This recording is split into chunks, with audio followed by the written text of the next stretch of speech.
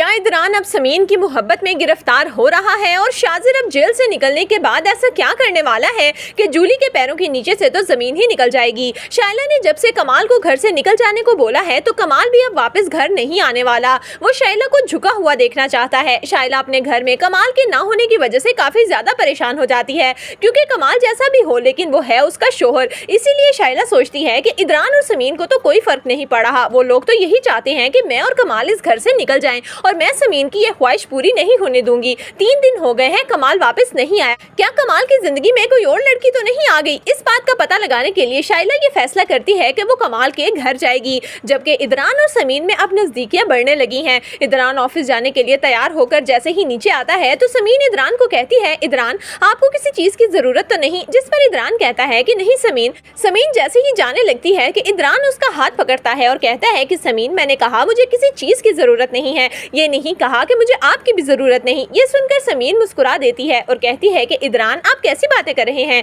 जिस पर इदरान कहता है कि समीन क्या हुआ, तुम मेरी बीवी हो और क्या मैं तुमसे ऐसी बातें नहीं कर सकता? आज मैं ऑफिस नहीं जा रहा, आज हम दोनों कहीं घूमने बाहर जाएंगे। जिस पर समीन कहती है कि इदरान ये क्या बात हुई, आपके ऑफिस का हर्ज होगा। लेकिन इदरान समीन को कहता है कि समीन ऑफिस मेरा है और अगर मैं चाहूँ तो ऑफिस जाऊँ और अगर ना चाहूँ तो अपनी प्यारी सी बीवी को लेकर कहीं आउटिंग पर भी जा सकता हूँ। यह सुनकर समीन बहुत मुस्कुराती है और कहती है कि ठीक है, अगर आपका दिल आज आउटिंग पर है तो आज हम बाहर जाएंगे। इतने में शाइला तैयार होकर कमाल के घर में जाने वाली थी कि तभी समीन उसे रोकती है और कहती है कि शाइला आप कहाँ जा रही हैं? मैंने नाश्ते का बोला है, पहले वो कर लें फिर चले जाइएगा।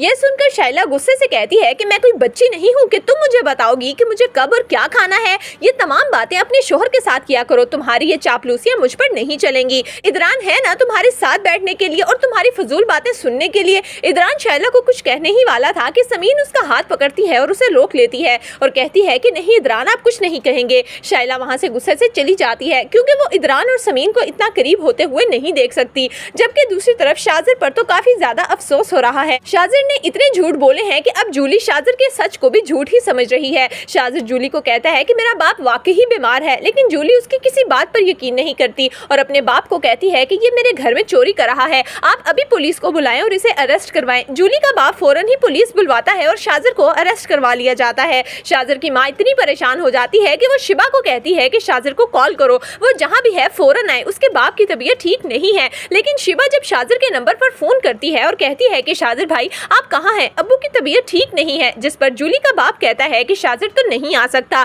क्योंकि वो इस वक्त लॉकअप में है। ये सुनकर शिबा के पैरों के नीचे से तो जमीन ही निकल जाती है। शिबा की माँ परेशानी से कहती है कि क्या हुआ, शाजिर कहाँ है? जिस पर शिबा बताती है कि अम्मी शाजिर भाई को तो पुलिस अरेस्ट करके ले गई है। ये सुनकर शाजिर की माँ के पैरों के नीचे से तो जमीन ही निकल जाती है। एक तरफ उसका शोहर जिंदगी और मौत की जंग लड़ रहा है तो दूसरी तरफ उसका बेटा लॉकअप में बंद है। तो दोस्तों आपके ख्याल में क्या शाजिर ये सब कुछ डिजर्व करता है? आपकी इस बारे में क्या राय है, हमें कमेंट्स में जरूर दीजिएगा।